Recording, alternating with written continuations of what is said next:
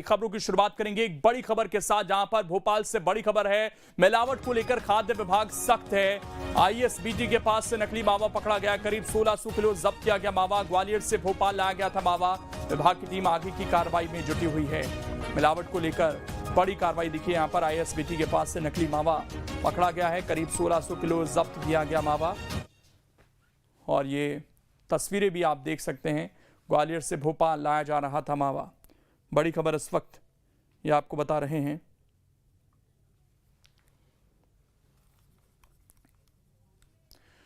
वहीं दिवाली से पहले मध्य प्रदेश छत्तीसगढ़ के कई जिलों में नकली मावे की खेप पकड़ी जा रही है। मार्केट में नकली मिठाइयों का डर लोगों को सता रहा है। ऐसे में आपको सावधान और सतर्क रहने की जरूरत है। आप असली और नकली की पहचान कैसे करें, आइए इस रिपोर्ट में जानते हैं।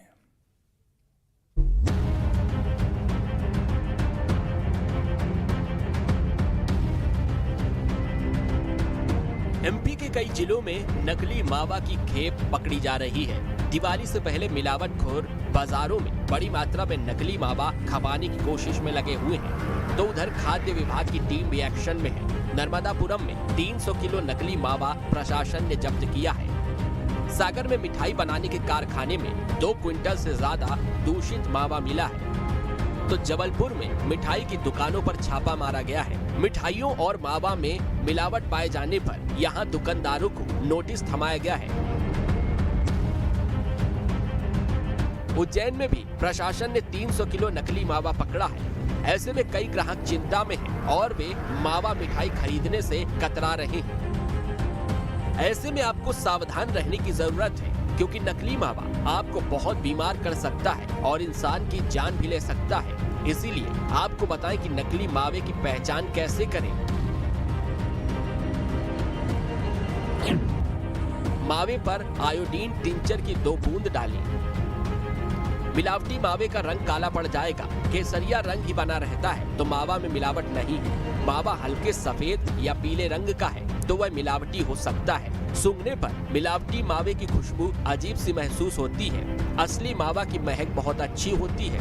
हाथ में रगड़ने पर असली मावा घी छोड़ता है। चक्कर देखने पर असली मावे का स्वाद अच्छा लगता है। नकली होने पर यह कड़वा या अजीब स्वाद वाला लग सकता है। नकली मावा पानी में आसानी से नहीं घुलता है। इसके साथ सबसे बड़ी पहचान है कि नकली मावा रबड़ की तरह बढ़ता है, जबकि असली मावा दानेदार होता है। इसी तरह मिठाइयाँ खरीदते हुए भी आप सावधान रहें। जो मिठाई बहुत कलरफुल नजर आ रही हो तो उसका एक टुकड़ा लें और हाथ में रगड़ें। अगर हाथ में रंग लग जाए तो मिठाई नकली है। मिठाई के टुकड़े को पानी में डालकर चेक कर सकते हैं। अगर रंग पानी में घुल जाता है तो उसमें सिंथेटिक रंग मिलाया गया है। आपको अजीब तरह की स्मेल आ रही हो, अगर मिठाई में अजीब तरह की स्मेल आ रही हो तो समझ लीजिए उसमें सिंथेटिक दूध मिलाया गया है। टाइट या रबड़ जैसा महसूस होता है तो भी समझ लीजिए कि मिलावट की गई है।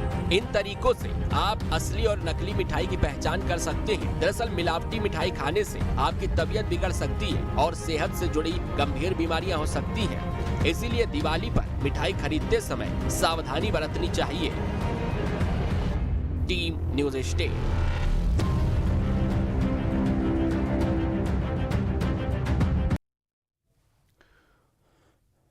त्योहारों का सीजन है, दिवाली करीब है। ऐसे में शहर शहर मिलावटखोरी के खेल का खुलासा आपकी सेहत से जुड़ा हुआ है। दिवाली पर मिलावटी खोया, नकली पनीर और मिलावटी मिठाई से नुकसान आपकी सेहत, आपकी जिंदगी को है। कैसे, इस रिपोर्ट में देखिए।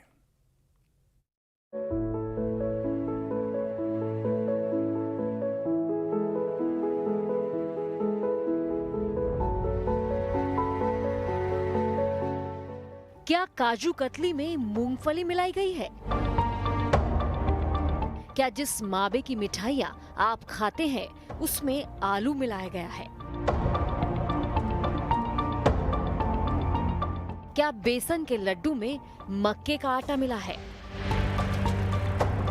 दिवाली पर मिलावट का खेल गंदा, घिनौना और धोखे वाला धंधा। अगर आप त्योहारों पर मिठाई खाने और खिलाने के शौकीन हैं और आपके घर ऐसी मिलावटी मिठाइयां पहुंच रही हैं, तो सावधान हो जाइए, आपकी सेहत बिगड़ सकती है। त्योहारों के मौसम में मिठाइयों का बाजार सज चुका है। मिठाइयों की भरमार लगी है। हर कोई अपनी पसंदीदा मिठाई खरीदना चाहता है। आम हो या फिर खास, हर कोई दिवाली पर मिठाई जरूर खरीदता है।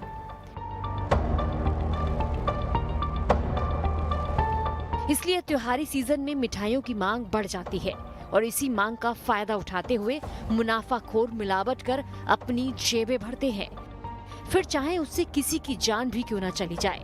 हर बार दिवाली के करीब प्रशासन मुस्तैद हो जाता है, छापेमारी होती है, नकली मावा और मिठाइयां पकड़ी जाती हैं, लेकिन त्योहारों के बाद सब सामान्य हो जाता है। इस बार भी दिवाली से पहले मिलावटखोरों ने लोगों का दिवाला निकालने की पूरी तैयारी कर ली है। नोएडा, अयोध्या, फतेहपुर, बुलंदशहर, अल्मोड़ा और आजमगढ़ में नकली मावा और उससे बनी मिठाइयां पकड़ी गई है। इसके अलावा कई जगहों पर मिलावटी पनीर मिलने से लोगों में हड़कंप मच गया। अब जब त्योहारों पर इतनी ज्यादा मिलावट हो रही है तो इससे कैसे बचा जा सकता है और कैसे नकली मिठाई की पहचान करें, ये हम आपको आगे बताएंगे। लेकिन सबसे पहले देखिए नोएडा की तस्वीर, जहां फूड एंड सेफ्टी विभाग के अफसरों ने एक रेस्टोरेंट पर छापा मारा, जहां नकली मावा और उससे बनी मिठाइयां मिली। प्रशासन ने सैंपल लेकर 245 से ज्यादा नकली मिठाई को अपने सामने नष्ट कर दिया। राम की नगरी अयोध्या को भी मिलावटखोरों ने नहीं बख्शा। यहाँ भी मावा और मिठाइयों से लेकर सरसों के तेल में मिलावट पाई गई। प्रशासन ने एक दिन में ही करीब 10 लाख रुपए की नकली मिठाई को नष्ट करा दिया और इसका सैंपल लेकर आगे भेज दिया। का जो है मस्टर्ड आयल सीज किया है सलोनी ब्रांड का। इसके बाद 180 केजी खोआ हम लोगों जो ने राजा स्वीट्स के यहाँ सीज किए हैं। फिर दूसरी जो टीम काम कर रही थी बीकापुर एसडीएम साहब के साहबान में, वहाँ पर उन्होंने टोटल लगभग जो है 6,40,000 का वो है खोए की मिठाई जो थी, छेने की मिठाई, उसको सीज किया है। फिर जो है डोडा बर्फी और ये मिल्क केक की सबका भी सीजर हुआ है। उसी के क्रम में लगातार कार्रवाई जो है। यूपी के आजमगढ़ में पुलिस ने नकली मिठाइयों की फैक्ट्री पर छापा मारा, जिसमें कई क्विंटल मिठाई जब्त की गई। पुलिस ने नकली फैक्ट्री और दुकानों को सील कर दिया और फैक्ट्री मालिक को गिरफ्तार कर लिया। खाद्य सुरक्षा विभाग की टीम ने यूपी के बुलंदशहर में नकली पनीर के प्लांट पर छापेमारी की। टीम ने मौके से 735 किलो मिलावटी पनीर बरामद किया, जबकि केमिकल से बना करीब 4000 लीटर दूध नष्ट कर दिया। यहाँ दूध में सोया और केमिकल मिलाकर पनीर बनाने का काला काम चल रहा था। यहाँ से मिलावटी पनीर और दूध की सप्लाई दिल्ली, गाजियाबाद और एनसीआर में की जा रही थी। अभी तक आपने मिलावटी पनीर, मावा और उससे बनी मिठाइयाँ देखी। अब आपको बताते हैं कि आखिर मिलावट का ये खेल कैसे चलता है और मिलावट का गोरख धंधा करने वाले इस काम को कैसे अंजाम देते हैं। दरअसल काजू कतली जैसी महंगी मिठाई में मूंगफली के पाउडर की मिलावट की जा रही है, तो वहीं बेसन में मक्के का आटा मिलाया जा रहा है, जिसे आप आसानी से नहीं पहचान सकते। ये मिलावटखोरों की नई तरकीब है। ये खाद्य पदार्थों के केमिकल या सिंथेटिक पदार्थ मिलाने के बजाय घटिया स्तर के खाद्य पदार्थों की मिलावट कर रहे हैं। ऐसा करके वो कम लागत में ज्यादा मुनाफा कमा रहे हैं। इसलिए सैंपल पॉजिटिव पाए जाने पर भी केवल जुर्माना भरकर छूट जाते हैं। यही कारण है कि वो मिलावट करने से नहीं हिचकते। अब सवाल उठता है कि आखिर इस मिलावट को कैसे पहचाना जाए और त्योहारी सीजन में इससे कैसे बचा जा सके। इसे समझने के लिए हम भी एक टेस्टिंग लैब में पहुंचे। प्रकार की हमारे पास मिठाई हैं, हो सकता है किसमें स्टार्च है किसमें नहीं। मैं आपको करके बताऊंगा कि स्टार्च की एडल्ट्रेशन कैसे चेक की जाती है। तो इसके लिए हम थोड़ा सैंपल लेते हैं, दोनों को हल्का हल्का सैंपल लेंगे, अप्रोक्सीमेट 2 टेस्ट ट्यूबों में दोनों अलग अलग सैंपल लेता हूँ। दूसरी वाली स्वीट्स का फिर ले लेता हूँ। क्या है, स्वीट्स को मैंने 2 टेस्ट ट्यूबों में ले लिया है, दोनों अलग अलग सैंपल थे। अब ये हॉट वाटर में इन्हें डिजोल्व करते हैं ऐसे। अब मैं हॉट वाटर में डिजोल्व करूँगा इन्हें अच्छे से। बिल्कुल नॉर्मल पानी है, इसे मैंने गर्म किया है ताकि इसके अंदर जो स्टार्च की प्रेजेंस है वो अच्छे से डिजोल्व हो जाए, क्योंकि स्टार्च हमारा वाटर में सोल्यूबल होता है तो वो अच्छे से डिजोल्व हो जाए। बिल्कुल। तो इसके अंदर एक हमारे पास आयोडीन सॉल्यूशन होता है, ये जो आपको दिख रहा होगा ये आयोडीन सॉल्यूशन होता है। इसकी थोड़ी थोड़ी क्वांटिटी डालेंगे। जैसे ही इसमें ब्लू कलर होगा इट मीन्स इसके अंदर स्टार्च की एडल्ट्रेशन की गई है, इट मीन्स इसके अंदर स्टार्च मिलाया गया है। हम देखते हैं कौन सी वाली स्वीट्स में स्टार्च मिलाया गया है और कौन सी वाली में नहीं मिलाया गया है। 2 टेस्ट ट्यूब है मेरे पास, देखो मैं आयोडीन डाल के चेक करके बताता हूँ। इसके अंदर ब्राउनिश कलर है, यानी कि इसके अंदर स्टार्च नहीं है, इसके अंदर ब्राउनिश कलर है। दूसरी वाली के अंदर डाल के देखते हैं, देखो ये जो ब्लूइश कलर है इसके अंदर स्टार्च की एडल्ट्रेशन की गई है और इसके अंदर स्टार्च की एडल्ट्रेशन नहीं की गई है, क्योंकि ये आयोडीन का कलर है और ये अलग कलर है, बिल्कुल अलग कलर है। ब्लूइश देख सकते हैं आप ये रहा। तो इट मीन्स इसके अंदर स्टार्च की एडल्ट्रेशन की गई है। एज ए स्टार्च आप खोए के अंदर, मिठाई के अंदर, तो जैसे कि आप होता है हमारा उबला हुआ आलू, एक उसे मैश करेंगे तो खोए की तरह दिखेगा, तो इस तरीके से खोए के अंदर उसकी एडल्ट्रेशन की जा सकती है। स्वीट्स के अंदर एडल्ट्रेशन कर देते हैं, तो जनरली ये देखने को मिलता रहता है। इसके साथ साथ हम थोड़ी सावधानी बरतकर नकली और असली के फर्क को समझ सकते हैं। मसलन मावा पनीर को गर्म करें, कुछ बूंद टिंचर आयोडीन डालें, रंग नीला होने लगे तो मिलावटी, चीनी डालकर गर्म करें, पानी छोड़ने लगे तो मावा मिलावटी। मावा हथेली पर रगड़े, असली मावा घी की खुशबू छोड़ेगा, पानी में फेंटने पर नकली मावा घुलता नहीं है, असली मावा खाने पर मुंह में चिपकता नहीं है, मिलावटी मावा चिपकता है। रंग चटकीला हो तो मिठाई ना खरीदें, मिलावटी मावा ज्यादा भूनने पर काला पड़ने लगता है, असली मावा ज्यादा भूनने पर लाल हो जाता है। यानी ये जरा सी सावधानी से इस मिलावटी मिठाइयों से बचा जा सकता है। शहर से लेकर देहात तक मिलावट का खेल चल रहा है। ऐसे में त्योहारों पर आप सावधान रहें, वरना सेहत से खिलवाड़ आपको महंगा पड़ सकता है।